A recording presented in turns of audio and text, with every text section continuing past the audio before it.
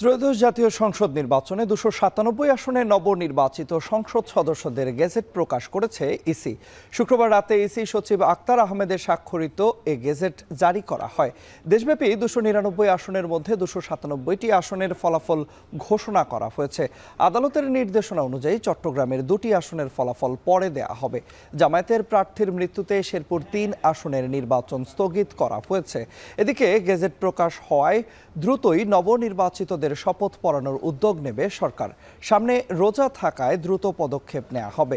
এর আগে 5 ফেব্রুয়ারি স্পিকার বা ডেপুটি স্পিকারের অনুপস্থিতিতে নতুন সংসদ সদস্যদের রাষ্ট্রপতি মনোনীত ব্যক্তি দ্বারা শপথ পড়ানোর কথা বলছেন আইন উপদেষ্টা আসিফ নজরুল।